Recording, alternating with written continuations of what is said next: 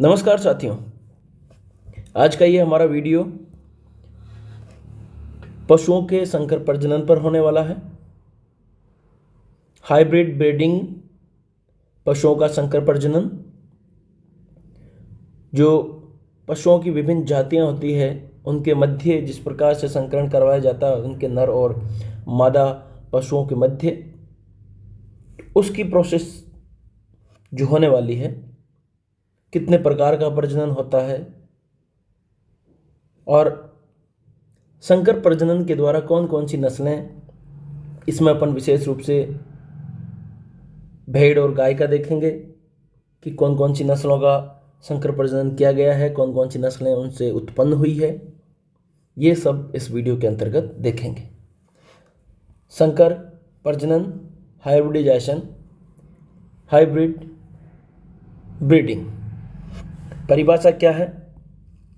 दो विभिन्न जातियों के नर और मादा द्वारा लैंगिक जनन संकर प्रजनन कहलाता है। यानी दो अलग अलग जातियां, चाहे आप भैंस की दो जातियां ले लो अलग अलग, चाहे जाफराबादी और मुरादाबादी ले लो, चाहे गाय की दो अलग अलग जातियां ले लो, चाहे गिर ले लो, या फिर उसके साथ और जो भी साहिवाल है उनको ले लो, चाहे आप भेड़ की कोई अलग अलग नस्लें हैं उनको ले लो। उनके नर और मादा के मध्य अलग अलग प्रजातियों के जो पशु होते हैं, उनके नर और मादा के मध्य जो संकरण करवाया जाता है, लैंगिक संकरण करवाया जाता है, और उससे जो नस्ल पैदा होती है उसे अपन संकर प्रजनन कहते हैं, और जो नस्ल पैदा होती है उसे संकर नस्ल कहते हैं। पशुओं में दो प्रकार की प्रजनन पद्धतियां मुख्य है। यानी अब अपन देखेंगे पशुओं में कितनी प्रकार की प्रजनन की पद्धतियां पाई जाती है। तो प्रजनन की पद्धतियां विशेष रूप से पशुओं में दो प्रकार की पाई जाती है। पशुओं में जो पहली प्रजनन की पद्धति है वो है अंतः प्रजनन, इनब्रीडिंग। अंतः प्रजनन यानी इनब्रीडिंग, ये संबंधित जानवरों में प्रजनन ही करवाया जाता है। यानी एक ही नस्ल के जानवरों के मध्य जो प्रजनन करवाया जाता है उसे अंतः प्रजनन या इनब्रीडिंग कहते हैं। दूसरा जो प्रजनन की पद्धति है दूसरी, ये बाह्य प्रजनन है, यानी आउटब्रीडिंग। असंबंधित जानवरों में प्रजनन करवाना, यानी जिन जानवरों का संबंध नहीं है आपस में, जिनकी नस्ल और जाति सेम नहीं है, उनके मध्य प्रजनन करवाना, ये बाह्य प्रजनन कहलाता है। अब जो पहली पद्धति है अंतः प्रजनन की, तो अंतः प्रजननों के कितने प्रकार होते हैं हम उनको देखेंगे।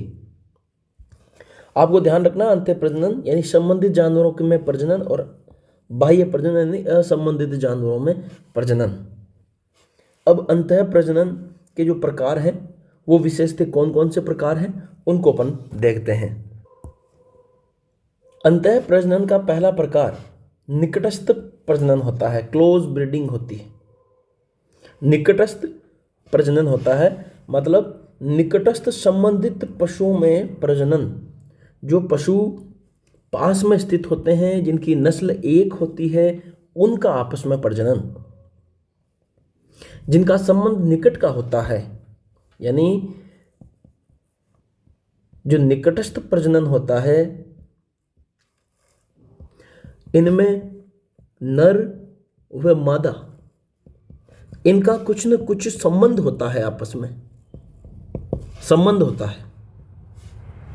यानी नर और मादा जो पशु होते हैं, इनका निकट का संबंध होता है, रक्त का संबंध होता है, उसे निकटस्थ प्रजनन कहते हैं। उदाहरण के तौर पर अपन देखें तो माँ और पुत्र के मध्य प्रजनन, यानी चाहे कोई आप बैल ले लो और गाय ले लो, चाहे भैंस की कोई नस्ल ले लो, तो उनके मध्य का प्रजनन, पिता और पुत्री के प्रजनन के मध्य प्रजनन,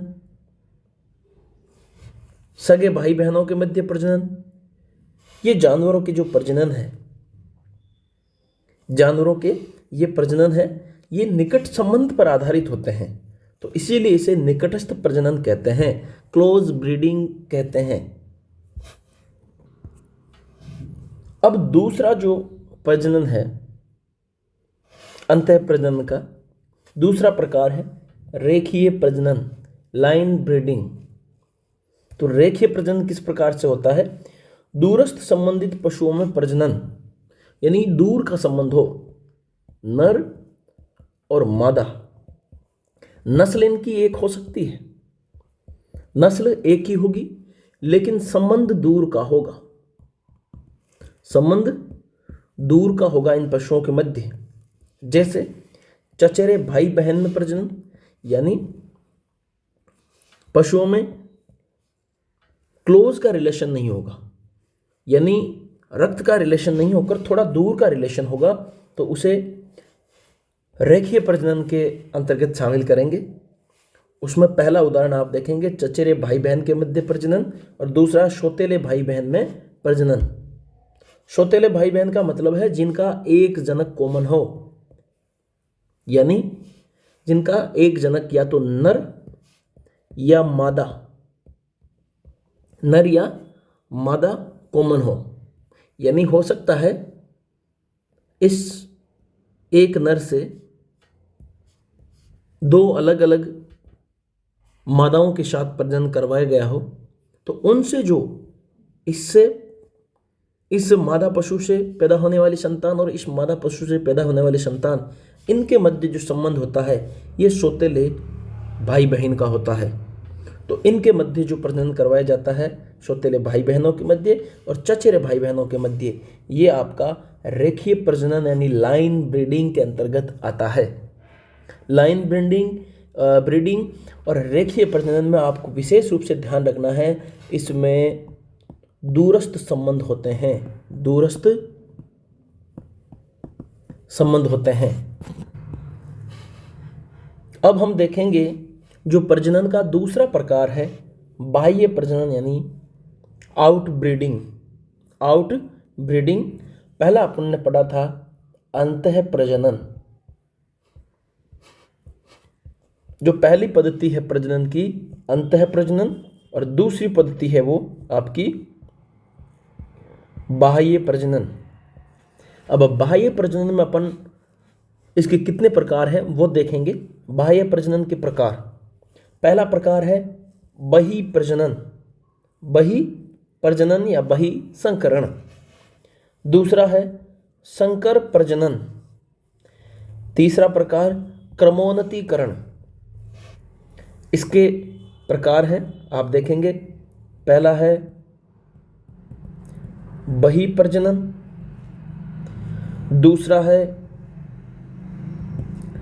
संकर प्रजनन, तीसरा है क्रमोन्नतीकरण, और जो चौथा प्रकार है वो है प्रजातीय संकरण। प्रजातीय संकरण यानी ये टोटल जो बाह्य प्रजनन होता है उसके 4 प्रकार होते हैं। कौन कौन से, वापस एक बार दोहरा लेते हैं क्योंकि इनके 4 प्रकार हैं तो ऑब्जेक्टिव में फिट बैठते हैं। ऑब्जेक्टिव प्रश्न जो भी बनता है उसमें इनका बिना किसी मेहनत के प्रश्न बन जाता है। तो फिर हो सकता है इसमें एक अंतः प्रजनन का कोई प्रकार दे दिया जाए और इन तीनों को देकर एक अंतः प्रजनन का प्रकार दे दे और प्रश्न पूछ लिया जाए। तो इस प्रकार से जो फिट बैठने वाले ऑब्जेक्टिव जो होते हैं उनको विशेष रूप से ध्यान रखना है। प्रश्न ऐसे हो सकता है बाह्य प्रजनन का निम्न में से कौन सा बाह्य प्रजनन का प्रकार नहीं है।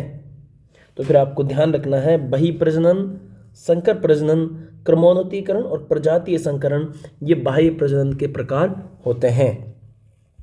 अब अपन देखेंगे बाह्य प्रजनन का जो पहला प्रकार है बहिसंकरण या बहिप्रजनन, आउटक्रॉसिंग। बहिसंकरण या बहिप्रजनन, आउटक्रॉसिंग। बहिसंकरण परिभाषा क्या है इसकी? एक ही नस्ल के 2 असंबंधित पशुओं में प्रजनन जिनके पिछले 4 से 6 पीढ़ियों के पूर्वज समान न हो। ये बाह्य प्रजनन का सबसे सरल तरीका है।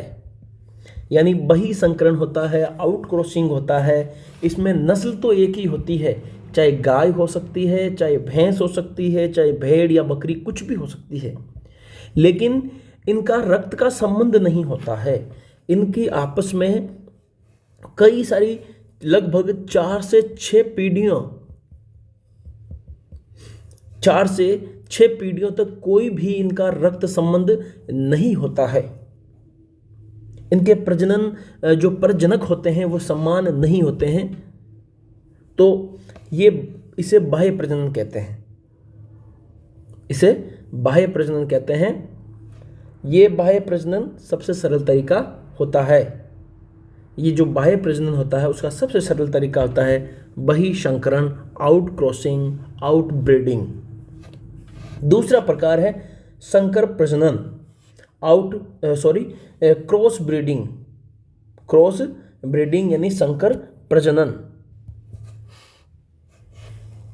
संकर प्रजनन, क्रॉस ब्रीडिंग क्या है? एक ही प्रजाति की 2 अलग अलग नस्लों के मध्य प्रजनन कराना संकर प्रजनन कहलाता है। कोई एक ही प्रजाति हो, एक ही प्रजाति की 2 अलग अलग नस्लें, जैसे आपकी गाय हो गई, तो गाय की गिर और साहीवाल, गिर और साहीवाल जो प्रजातियां हैं, नस्लें हैं, प्रजाति तो गाय हो गई। ये जो 2 नस्लें हैं इनके मध्य संकरण करवाना, इनके मध्य ब्रीडिंग करवाना, ये संकर प्रजनन कहलाता है। और इनसे जो नस्ल पैदा होगी वो दोनों की मिक्स, दोनों के जो अच्छे गुण होते हैं उन्हीं के साथ पैदा होती है। इसका उद्देश्य ये होता है कि नस्लों का, संकर प्रजनन का उद्देश्य ही ये होता है कि नस्लों में सुधार करना, अच्छी नस्लें पैदा करना। ये सबसे प्रचलित विधि है, संकर प्रजनन विधि है। ये सबसे ज़्यादा प्रचलन में अभी फ़िलहाल जो विधि है वो संकर प्रजनन है। ये आपको ध्यान रखना है कि कौन सी प्रजनन की विधि सबसे ज़्यादा प्रचलित है, तो वो है आपकी संकर प्रजनन। इसका उद्देश्य व्यावसायिक लाभ देने के लिए अधिक उत्पादक पशु पैदा करना तथा नई नस्लों को विकसित करना होता है। संकर प्रजनन का उद्देश्य ये होता है कि एक तो व्यवसाय की दृष्टि से ज़्यादा पशु पैदा करना, यानी हो सकता है कोई डेयरी फार्मिंग के लिए ले रहा हो, पशुओं को पैदा करने का उद्देश्य रखता हो, या फिर कोई मांस उत्पादन के लिए रख रहा हो, तो फिर उसमें होता यह है कि अगर कोई मांस के लिए रख रहा है तो फिर वो चाहेगा कि इस प्रकार के पशुओं के मध्य क्रॉस ब्रीडिंग करवाई जाए जिनसे हष्ट पुष्ट पशु पैदा हो और उनसे मांस अधिक मात्रा में उत्पादन हो। और अगर वो डेयरी उत्पादन की दृष्टि से रख रहा है या ब्रीडिंग करवा रहा है, तो फिर वो जैसे गाय या फिर भैंस जो भी है, जो अच्छी नस्लें होती है उनके मध्य संकर प्रजनन करवाता है। यानी इसका प्रमुख उद्देश्य है व्यावसायिक लाभ लेना और अच्छी नस्लों का उत्पादन या विकसित करना, अच्छी नस्लें पैदा करना। अब अपन देखते हैं संकर प्रजनन के लाभ क्या है। जो संकर प्रजनन है, बाह्य प्रजनन का जो दूसरा प्रकार है संकर प्रजनन, इसके लाभ क्या है? पहला लाभ है 2 अलग अलग नस्लों के अच्छे गुण एक ही नस्ल में आ जाते हैं। यानी 2 अच्छी नस्लें होती है, उनके मध्य जो क्रॉस ब्रीडिंग करवाई जाती है और उससे होता यह है कि एक अच्छी नस्ल पैदा हो जाती है। दूसरा है संतान का अपने माता पिता से बेहतर होना। यानी अगर 2 अच्छी नस्लों के नर और मादा पशुओं के मध्य प्रजनन करवाया जाएगा तो उससे जो संतान उत्पन्न होगी वो एक बेहतर किस्म की होगी। वो नर और जो मादा है उनके अच्छे गुणों के साथ पैदा होगी, तो फिर वो एक अच्छी किस्म की अच्छे गुणों के साथ पैदा होने वाली नस्ल होगी। अब अपन देखेंगे संकर प्रजनन के प्रकार। जो क्रॉस ब्रीडिंग है उसके कितने प्रकार हैं? संकर प्रजनन के प्रकार। संकर प्रजनन के प्रकार, पहला प्रकार है क्रिस क्रॉसिंग। क्रिस क्रॉसिंग या क्रिस क्रॉस, इसमें क्या होता है?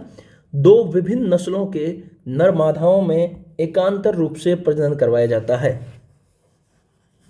यानी 2 अलग अलग जो नस्लें होती है उनके नर और मादाओं में एकांतर रूप से प्रजनन करवाया जाता है। दूसरा संकर प्रजनन का प्रकार है पितृ संकरण।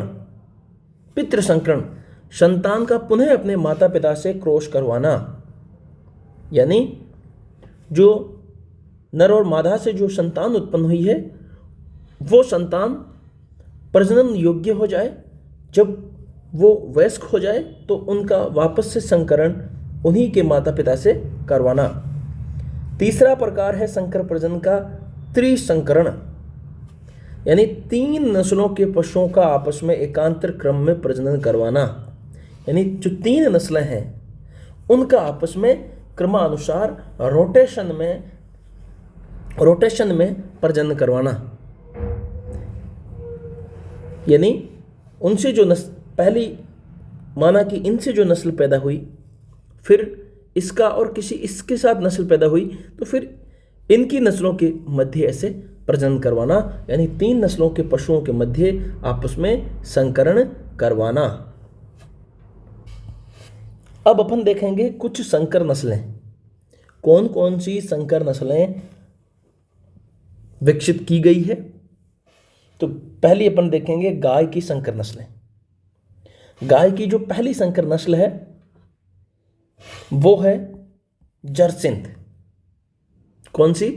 जरसिंध नाम की जो नस्ल है, ये जो पैदा हुई है ये किनके संकरण से? जर्सी और रेड सिंध के आपस में इनका प्रजनन करवाया गया, इन दोनों नस्लों का संकरण करवाया गया, तो जो नस्ल पैदा हुई उसे नाम दिया गया जरसिंध। और ये किस स्थान पर इस प्रकार का प्रजनन करवाया गया, ये डेवलपमेंट किस स्थान पर किया गया? तो ये इलाहाबाद में जो पशुओं से संबंधित जो इंस्टीट्यूट है वहाँ पर जर्सी और रेड सिंध गायों के मध्य प्रजनन करवाया गया और उनसे जो नस्ल पैदा हुई उसे जरसिंध नाम दिया गया। अगला जो नाम है जो गाय की संकर नस्ल है वो है फ्रीसवाल। ये एचएफ और शाहीवाल, जो एचएफ नस्ल की गाय होती है वो और शाहीवाल, इनके मध्य प्रजनन करवाया गया और इन्हीं के प्रजनन एचएफ और शाहीवाल के आपस में प्रजनन से फ्रीसवाल गाय की नस्ल पैदा हुई और ये मेरठ में पैदा हुई। तीसरा जो संकर नस्ल है गाय की करण स्विस, ये ब्राउन स्विस और शाहीवाल। ब्राउन स्विस, ये स्विस यानी स्विट्जरलैंड वाला स्विस है, तो ब्राउन स्विस और शाहीवाल के मध्य प्रजनन करवाया गया, उससे पैदा हुई नस्ल को नाम दिया गया करण स्विस और जगह का नाम है करनाल। करण फ्राइस यानी एचएफ और थार पारकर जो गाय की नस्लें हैं उनके मध्य संकरण से जो पैदा हुई नस्ल है उसका नाम करण फ्राइस रखा गया और ये भी करनाल में डेवलपमेंट हुआ। नेक्स्ट अपन देखेंगे भेड़ों की संकर नस्लें।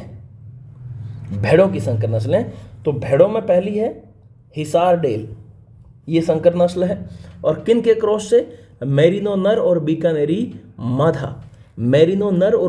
माधा के मध्य संकरण करवाया गया, हिसार में इनका संकरण करवाया गया और जो नस्ल पैदा हुई उसे नाम हिसार डेल दिया गया। दूसरा है अविकालीन, रेम्बोइलेट नर और मालपुरा माधा के मध्य संकरण से अविकालीन नस्ल का विकास हुआ और ये अविकानगर टोंक राजस्थान में इसका डेवलपमेंट हुआ। तीसरा है जो तीसरी भेड़ों की जो संकर नस्ल है वो अविवस्त्र यानी रेम्बोइलेट नर और चोकला माधा के मध्य संकरण से अविवस्त्र नाम की जो भेड़ों की नस्ल है इसका डेवलपमेंट हुआ और ये भी अविकानगर टोंक में हुआ। कहाँ हुआ?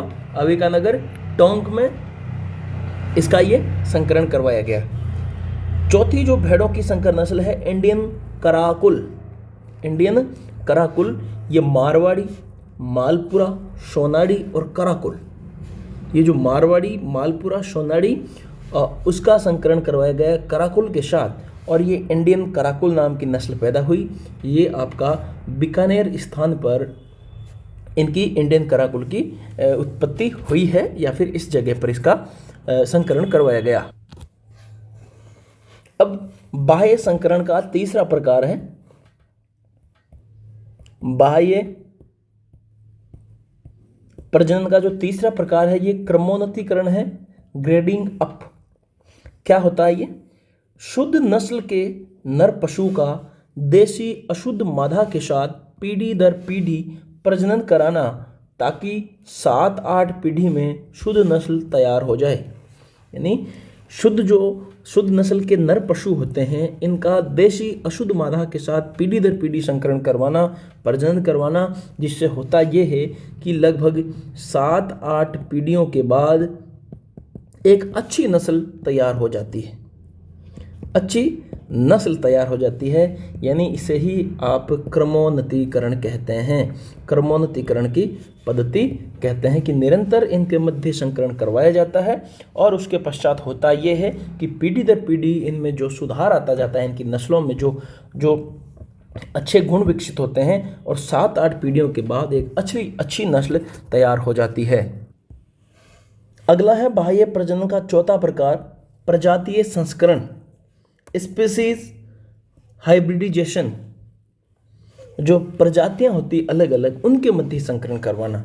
यानी परिभाषा क्या होगी इसकी कि 2 अलग अलग प्रजातियों के पशुओं में प्रजनन करवाना, कि 2 प्रजातियां अलग है, गाय, भैंस, घोड़ा, गधा। तो इस प्रकार से जो अलग अलग पशु होते हैं उनके मध्य जो प्रजनन करवाया जाता है उसे प्रजातीय संकरण कहते हैं, जिनकी प्रजाति ही अलग हो, प्रजाति ही अलग अलग हो, नस्ल अलग नहीं। नस्ल में तो प्रजाति एक होगी, यानी गाय होगी तो गाय की जो नस्लें हैं उनके मध्य संकरण, और प्रजातियां अलग अलग है, इसका मतलब है कि वो नस्ल नहीं है, प्रजाति है। पशुओं की जाति अलग है। एक घोड़ा हो सकता है तो दूसरा गधा। इस प्रकार के पशुओं के मध्य जो संकरण करवाया जाता है उसे प्रजातीय संकरण कहते हैं। ये बाह्य प्रजनन का सबसे कठिन तरीका होता है। बाह्य प्रजनन का सबसे कठिन तरीका यही होता है, प्रजातीय संकरण, यानी प्रजातियों के मध्य संकरण करवाना। उदाहरण के तौर पर अपन देखें तो म्यूल नाम की जो एक प्रजाति विकसित हुई है, ये घोड़ी और गधे के संकरण से हुई है। हिनी ये गधी और घोड़ा के संकरण से हुई है। नेक्स्ट है जो लाइगर। जो लाइगर प्रजाति उत्पन्न हुई है ये बागिन और शेर के मध्य संकरण से हुई, और पिन न्यू ये विदेशी गाय और जो याक होता है उनके मध्य संकरण से जो प्रजाति विकसित हुई है उसे पिन न्यू कहते हैं, या फिर उसे पिन न्यू नाम दिया गया। तो ये था आज का हमारा पशुओं में प्रजनन।